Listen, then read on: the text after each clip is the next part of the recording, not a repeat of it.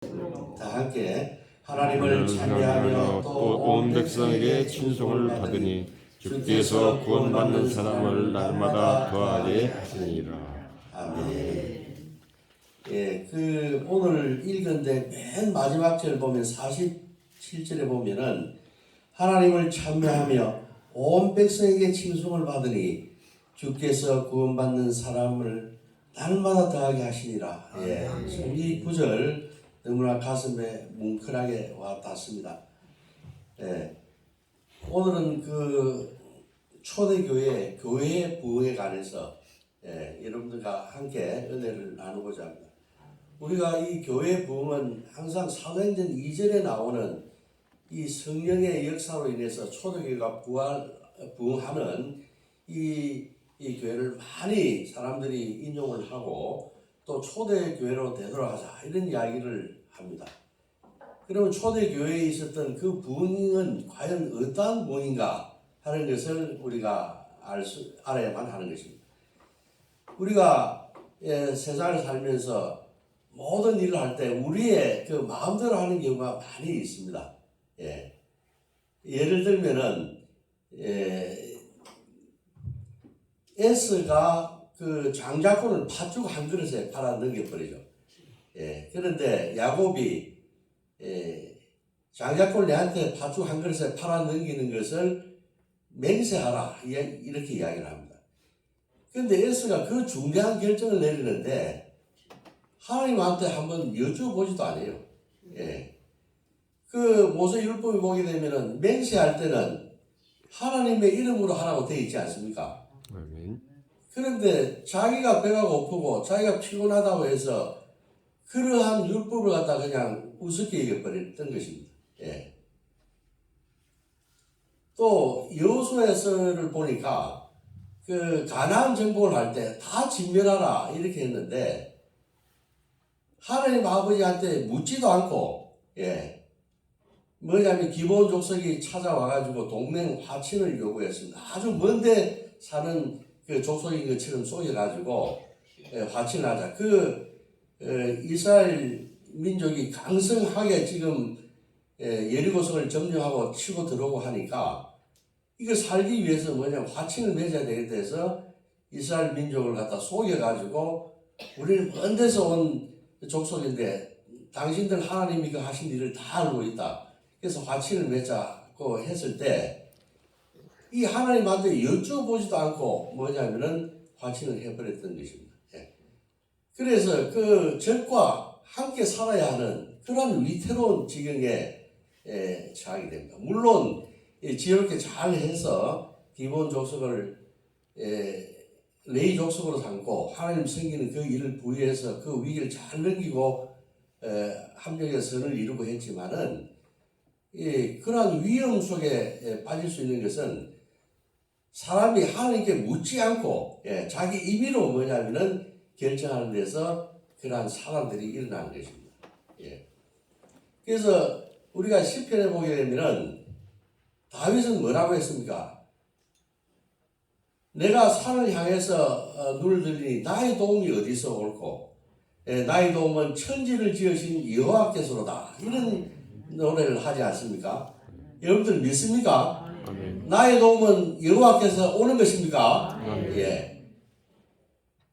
우리의 도움은 우리가 아무리 힘들게 노력하고 우리의 뜻대로 한다고 해서 세상 일은 우리의 뜻대로 되지 않습니다. 하나님께서 함께 하셔야만 하는 것입니다. 도와주셔야만 하는 것입니다. 그러면 우리가 하나님을 믿는다. 하나님의 도움을 의지한다. 이렇게 이야기할 때 그분이 우리가 그분의 어떠한 점을 믿고 의지하는 것입니까?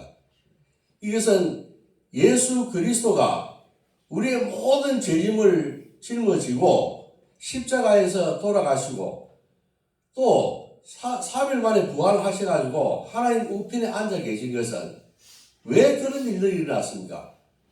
그것은 산자와 죽은 자, 우리들의 메시아, 우리들의 주인이 되기 위해서 그렇게 하셨다고 하는 것을 여러분들을 믿으십니까? 우리들의 주인이 되기 위해서 십자가를 지신 것입니다. 그 성경 구절 보면요. 로마서 14장 8절에서 9절 한번 읽어보겠습니다. 우리가 살아도 주를 위해서 살고 죽어도 주를 위해서 죽나니 그러므로 사나 죽으나 우리가 주의 것이로다. 이를 위해서 그리스도가 죽었나니 죽었다가 다시 살아나셨나니 곧 죽은 자와 산 자의 주가 되려 하심이라. 믿습니까? 죽은 자와 산 자의 주가 되기 위해서 십자가에 달려 돌아가셨다고 하는 것입니다. 우리는 살아가면서 이러한 십자가 지신 예수님을 생각할 때에 두 가지 질문에 응답할 수 있어야 합니다. 예수님이 물으셨죠.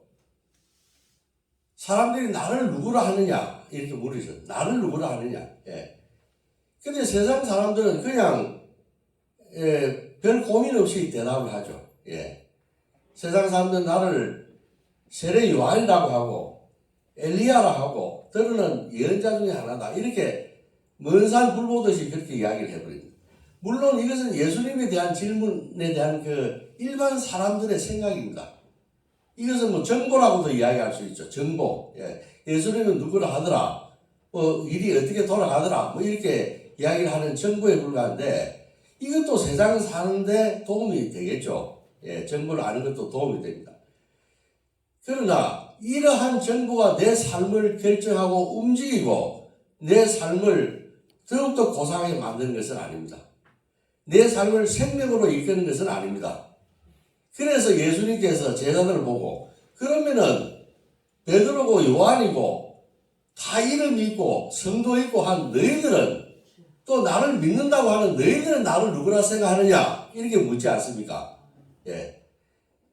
참으로 중요한 질문입니다. 이것은 여러분들에 대한 질문이기도 합니다. 여러분들은 누구입니까? 예수가 누구라고 생각하십니까? 여러분들의 정체성을 묻고 있는 것입니다. 그 대답에 따라서 나의 삶의 목적과 방향과 내가 살아야 할 이유들 이런 것들이 다 그 대답에 포함될 수 있어야 합니다. 그래서 베드로는 나와서 뭐라고 이야기합니까? 주는 그리스도시요 이렇게 이야기를 합니다. 그리스도 메시아라고 하는 겁니다. 구원자라고 하는 것입니다. 참으로 정답이 아닐 수 없습니다. 메시아 우리의 주인 되신다고 하는 겁니다. 그러면 예수님은 이 대답에 참 흡족하고 즐거워하셨어야 되는데 예수님은 침묵하라. 침묵하라. 그것이 중요한 것이 아니다. 일관을 하였습니다. 예수님은 이 세상의 영광, 왕국의 영광, 이 세상 사람들이 생각하는 그 영광 그런 것은 지금 중요하지 않고 이 세상 사람들의 그 죄를 지고 십자가에서 달려 돌아가시는 그 수단의 길을 통과해야지만 인류를 구원할 수 있다고 하는 그 하나님께서 원하시는 그 길을 걸어가야지만이 그 이후에 영광도 있다고 하는 것을 알았던 것입니다. 예수의 삶은 영광부터 생각하지 않았어요. 예수 믿는 우리들의 십자가, 예수님이 그래 하셨듯이 십자가를 지고 그 길을 예수님처럼 묵묵히 걸어갔을 때 영광이 있는 것입니다. 믿습니까? 우리는 십자가를 져야 합니다. 그래서 예수님의 삶이 증언을 합니다. 예수님 그렇게 사셨어요. 우리가 종교 지도자들을 보게 되면은 예수처럼 이렇게 짧게 굵게 33살에 생을 마친 사람이 누가 있습니까? 세상 사람들과 다르다는 그분은 100% 신이고 또 100% 인간입니다. 모순처럼 들릴지 모르죠. 100% 사람이고 100% 인간이 어디 있느냐? 그게 말이 되느냐? 우리들의 죄짐을 다 지기 위해서 우리들의 두려움과 연약함과 이 질고를 다 짊어지기 위해서 우리 인간의 그 모습을 다 갖추시고 그 길을 걸어가셨던 겁니다. 유대 지도자인 모세, 모세 어떻습니까? 120살까지 살지 않습니까? 죽을 때도 눈이 밝았고 기력이 좋았다고 하지 않습니까? 또 석가모니 어떻습니까? 80세까지 잘 살다가 제자들에 둘러싸여서 잘 살다가 입적했다고 그렇게 하더라고요. 그다음에 공자는 또 어떻습니까? 공자는 노나라의 말년에 가서 대부가 됩니다. 큰 스승에 대해서 또 그 수많은 사람들의 칭송을 받으면서 죽었습니다. 잘 지내다가 잘 먹고 잘 살고. 예. 그 다음에 또 우리 마호메트는 어떻습니까? 이슬람의 정치 지도자였습니다. 왕이었습니다. 예. 만년을 아주 흡족하게 잘 살았습니다. 나중에 그 할렘이라는 곳에서 첩에 품에서 죽었다고 그렇게 이야기하더라고요. 예. 그러나 예수는 그러한 삶을 살지 않았어요. 이 세상 사람들이, 일반 사람들이 추구했던 그 성공과, 그 만족스러운 삶, 그것을 추구하지 않았습니다. 이분은 먼저 십자가를 생각했던 겁니다. 그분의 삶은, 다른 종교 지도자들의 삶과 상당히 차이가 있다. 우리가 찬송가 144장에 보게 되면은 예수 나를 위하여 이 노래 많이 부릅니다. 이 노래 많이 부르죠. 지난 주일은 사순절 셋째 사순절 이제 네 번째 사순절 주간을 이제 맞이하게 됩니다. 그래서 우리가 144장 이 노래를 많이 부릅니다. 예수 나를 위하여. 그 1절에 보게 되면은 예수 나를 위하여 십자가를 질 때 이렇게 나가죠. 근데 4절에 가게 되면은 이 노래가 아름답다 예수여 나의 좋은 친구 이렇게 4절에 이렇게 또 시작이 됩니다. 예수는 아름답다고 표현하고 있습니다. 예수는 아름답다. 그런데 저는 조금 더 다른 생각을 하고 있습니다. 우리가 어떤 사물을 경험할 때 우리가 가지는 감정은 두 가지입니다. 하나는 참 아름답다 이렇게 느낄 때가 있고요. 또 어떤 경우는 참 숭고하다 이런 표현을 쓰기도 합니다. 어떤 거는 아름다움이고 어떤 건 숭고합니다. 칸트가 그런 이야기를 했다고 합니다. 칸트. 밤은 숭고하다. 낮은 아름답다. 낮은 아름다운데 밤은 숭고하다고 그렇게 표현했어요. 또 그는 또 뭐라고 했는가 하면은 이제 곧 이제 4월이 봄이 오고 하면은 꽃이 피고 나비가 날고 산새가 울고 그다음에 각종 동물들이 풀을 뜯고 이런 계곡의 그 아름다움, 이 아름다움이라고 표현했어요. 그러나 사막에 보게 되면은 산이 하나가 구름을 향해 뚫고 올라가는데 그곳에 다 눈이 쌓여가지고 그 장엄한 모습을 보이는 거예요. 이건 뭐라고 했는가 하면은 숭고하다고 했어요. 숭고하다. 숭고하다 이런 표현을 썼다고 하는 거예요. 예수가 십자가에 달려 돌아가신 것은 그 숭고함의 표현입니다. 그 숭고함의 표현을 나타낸 것이다. 이렇게 이야기를 할 수가 있습니다. 우리가 예수의 삶은 참으로 숭고한 삶이 아닐 수가 없습니다. 숭고한 삶이다. 이렇게 이야기할 수가 있죠. 예수의 삶이라고 하는 것은 다른 사람들을 억압하고 자기가 잘 먹고 잘 살기 위해서 다른 사람들을 억압을 하고 말이죠. 또 부자연스럽게 하고 하는 이러한 그러한 세력들에 대해서 항상 항거하는 삶이었습니다. 유대교 그 종교 지도자들이 그렇게 했지 않습니까?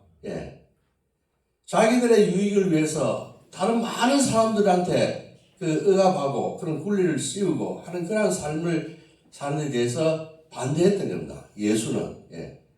그리고 모든 사람들은 다 평등하다. 유대인이건 헬라인이건 이방인이건 남자건 여자건 남종이든 여종이든 다 뭐냐면 평등하다고 했습니다. 또 자유로워야 한다 했습니다. 예수는. 그러한 사람들이 다 예수를 자유롭게 섬기고 하나님을 섬기고 또 하나님 말하는 그 사랑을 이뤄가는 그러한 나라를 건설하는 것이 예수의 목적이었습니다. 그런데 그러한 유대 지도자, 로마의 정치 지도자, 이러한 그 악으로 이야기하는 악의 세력들은 그 예수의 선한이란 삶의 추구, 하나님 나라의 왕국의 건설이라고 하는 이것이 듣기 싫고 보기 싫었던 겁니다. 거기에 대해서 도전했던 겁니다. 그래서 한판 전쟁을 행하고 예수를 십자가에 못 박는 이러한 악행을 갖다가 했던 것입니다. 그런데 결과는 어떻습니까? 그들의 뜻대로 됐습니까? 그렇지 않죠. 하나님께서는 이것을 도리어 선으로 바꿔버렸습니다. 그래서 악을 심판해버렸습니다. 그리고 예수의 그 노력을 하나님 아버지께서는 승인해버렸습니다. 인준해버렸습니다. 이것이 옳은 것이다. 이것이다. 이것이 옳도다. 승인해버렸습니다. 그래서 하늘 보좌에 앉히시고 하나님 우편에 앉히시고 이 세상을 다 통치하고 우리들의 주인이 될 수 있도록 그렇게 하신 것이 하나님입니다. 그래서 오늘날까지 이 종말론적인 구원 사역을 계속 할 수 있도록 하나님 아버지께서는 승인하셨던 겁니다.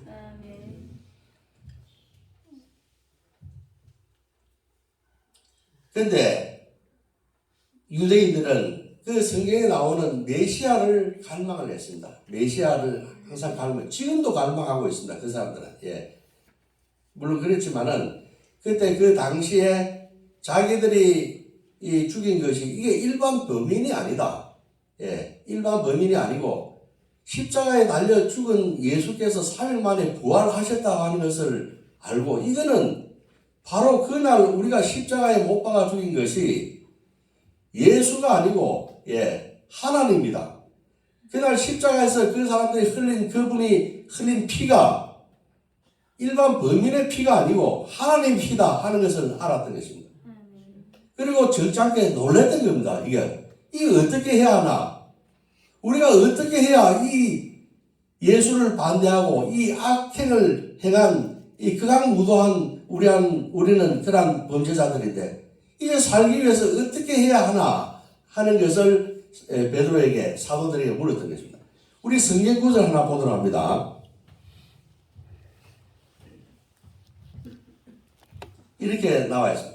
이스라엘의 온 집은 확실히 알지니 너희가 십자가에 못 박은 이 예수를 하나님이 주와 그리스도가 되게 하셨느니라. 그들이 이 말을 듣고 마음에 찔려 베드로와 다른 사도들에게 물어 이르되 형제들아 우리가 어찌할꼬 하거늘 베드로가 이르되 너희가 회개하여 각각 예수 그리스도의 이름으로 세례를 받고 제 사함을 받으라. 그리하면 성령을 선물로 받으리라. 아멘입니까? 우리는 자기가 잘못을 깨달았을 때 이것을 회개해야만 하는 것입니다. 이 주인을 죽여버린 이 극악무도한 무리들 회개를 해야 하는 것입니다. 회개라고 하는 것은 무엇입니까? 회개라고 그냥 입으로 미안합니다. 죄송합니다. 앞으로 그렇게 하지 않겠습니다. 그렇게 하면은 그게 회개입니까? 회개는 무서운 것입니다. 무서운 것이에요. 이 죄를 저질렀을 때는 그게 상응하는 그 대가를 치르고 보상을 해줘야 돼요. 보상을 하고 용서받고 그곳에서 떠나는 겁니다. 회개는 떠나는 것입니다. 다시 그곳을 쳐다보지도 않고 기웃거리지도 않는 것입니다. 이것이 회개입니다. 저는 설교 준비를 하면서 최근에 어느 목사님에 관한 그 책을 읽은 적이 있습니다. 이 설교 준비를 하기 위해서 하다가 그것이 바로 미국 엘리바마에 있는 브라이어 우드 교회의 해리 리드 목사님에 관한 그 회개에 관한 글을 읽었습니다. 근데 참 놀랍더라고요. 그 교회가 뭐냐면은 엘리바마주에 있는 장로교회인데 역사도 좀 오래되고 했었는데 처음에는 이게 한 900명 정도 출석을 했다고 그래요.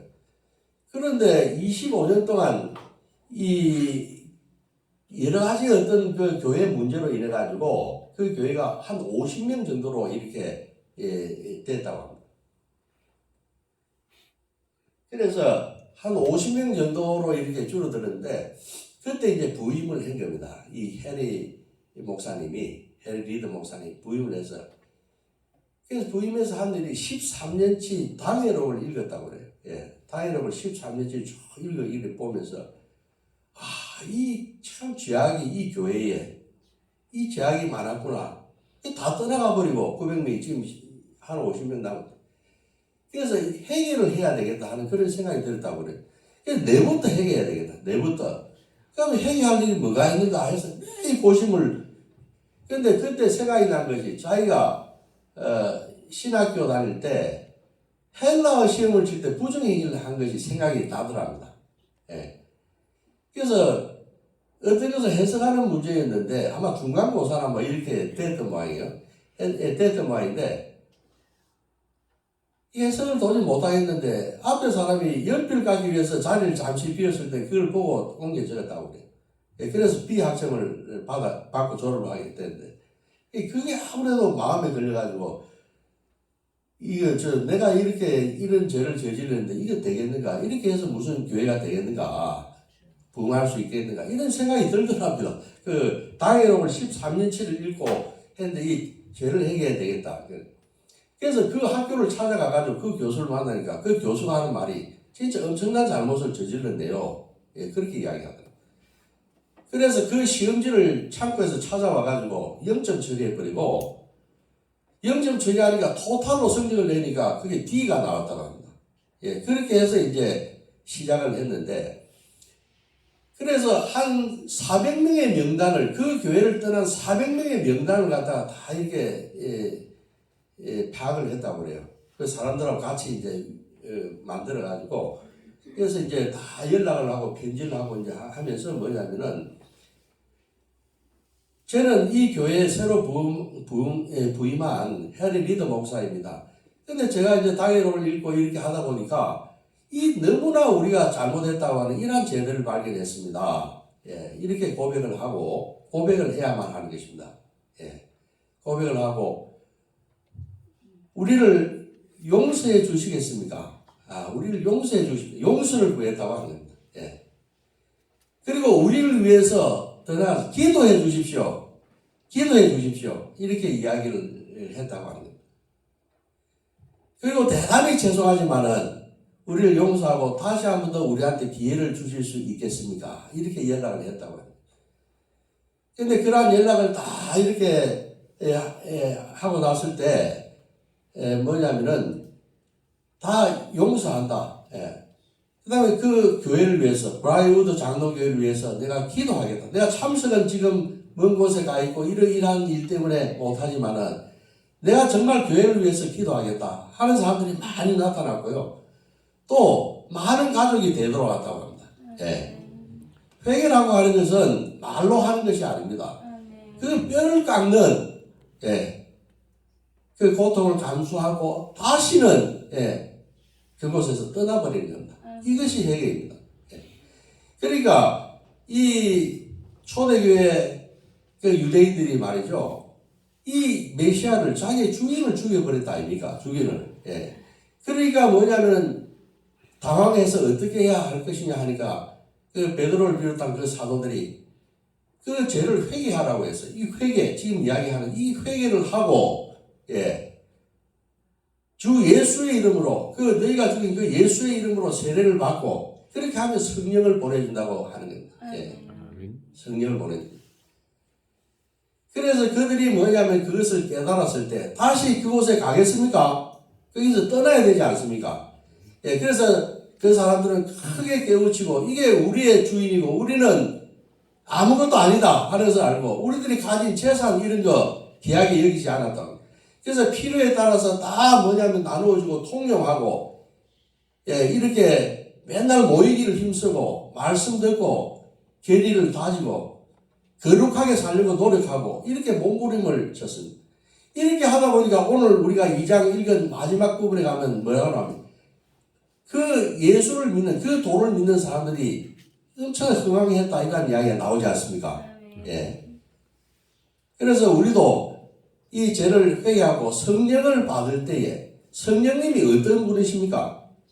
성령님은 하나님 나라를 갖다가 건설하는데 동참하시는 분 아닙니까? 함께 도와주시는 분 아닙니까? 예. 성령님은 좋으신 분인 것입니다. 예. 이러한 성령님과 더불어 일할 때에 우리는 놀라운 개인적으로나 교회적으로나 부흥을 얻을 수가 있습니다. 예. 그 평양 장대인 교회의 길선주 목사님, 예, 그분도 같은 그 이야기를 했습니다. 그분이 평양 대병 운동할 때 1907년인가 그때 1월에 한 주간 그 부흥 사경회를 했다고 합니다. 그래서 이제 이 강사로 나섰는데 이분이 둘째 날에 이상한 손님과 괴상한 주인이다 이런 제목으로 설교를 했다고 그래요. 그래서 이 설교에서 뭐냐면은 지금 성령님이 각 성도들에게 마음에 와가지고 문을 두드리고 있는데 그 이상한 주인인 그 성도님들이 그 문을 열어주지 않는다고 하는 겁니다. 예수님이 서 있고 그 설교를 했다고 그래요. 그러니까 그 중에 어떤 성도님이 나와서 나 같은 죄인도 살 수 있습니까? 이렇게 고백을 통해 자복을 하고 끄꾸러지고 울고 난리가 났다고 하는 거죠. 그래서 거기에 참석한 모든 사람들이 다 자기들의 죄를 고백하고 하는 이러한 운동이 그 삽시간에 벌어져 버린 겁니다. 예. 이처럼 우리는 그 죄를 회개하고 죄를 회개해야 합니다. 하고 성령님이 우리를 만져주시기를 우리는 기다려야만 하는 겁니다. 예. 성령님이 하셔야지만이 모든 것을 이룰 수가 있습니다. 예. 성령님이 어떤 분입니까? 성령님 다 알고 계셨죠? 우리가 누구라고 하는 거, 예, 다 알고 있습니다. 그래서 예수를 따르던 사람이 예수가 땅 문제도 해결해주고, 그 다음에 그 사람들 원수들도, 자기들의 원수도 다 해결해주고, 처치해주고, 이 세상의 왕처럼 그렇게 생각했는데, 예수가 그 길을 걷지 않지 않았습니까? 예수님 그게 관심이 아니죠. 예. 그래서 예수가 죽었을 때 그 사람들은 다 실망을 하고 또 예수가 죽었으니까 자기들도 해코지 할까 싶어서 두려움에 빠져가지고 다 도망치고 옛날 자기들의 본래 모습대로 다 되돌아갔습니다. 예. 그 예수님이 돌아가셨을 때 십자가에 죽었을 때 베드로 어떻게 했습니까? 베드로 나는 이제 다시 물고기 잡으러 가야 되겠다. 그러니까 다른 사람들도 다 나도 같이 가겠다. 다 따라 나가가지고. 그날 배에 올라가지고 물고기 잡았지만은 한 마리도 잡았습니까? 빈 덩어리 아니었습니까? 예, 이처럼 무모하고 약하고 어리석은 것이 그 제자들이었죠. 예, 사람들이었고, 따르는 추종한 사람들이었죠. 그래서 예수님께서는 뭐라고 말씀하셨습니까? 예. 내가 떠나가는 것이 너에게 유익이라. 내가 떠나가는 것이 너에게 유익하다. 예. 내가 떠나가지 아니하면은 보혜사가 너에게로 오지 아니하고 내가 떠나가면 그를 너에게로 보내리라. 예. 성령님을 너에게 보내서 너희들을 보호하고 너에게 은혜 주며 축복하고 그런 일을 하시겠다고 명시하셨던 겁니다. 예. 인간의 연약함을 알기에 내가 가더라도 보혜사를 너희에게 보내주겠다 이렇게 이야기를 했죠. 성령님은 참 좋으신 분입니다. 예.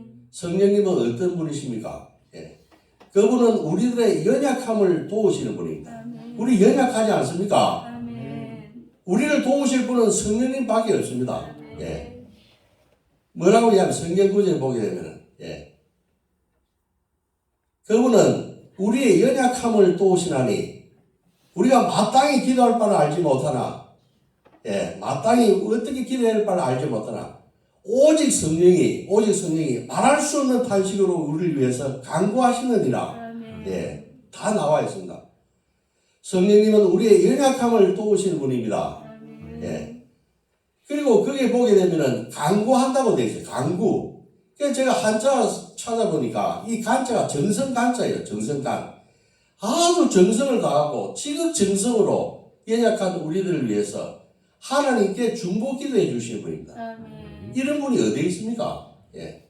말할 수 없는 탄식, 진짜 이 가슴을 찢는 그런 탄식을 성령님께서 하신다고 하는 겁니다. 예. 그리고 그 하늘 보좌를 움직이는 그 중보기도를 우리를 위해서 하시는 참 좋으신 분입니다. 예. 이러한 성령님 믿고 승리하는 저희들이 다 될 수 있도록 해야 되겠습니다. 기도하겠습니다. 아멘. 하나님 아버지 감사합니다. 우리들은 연약합니다.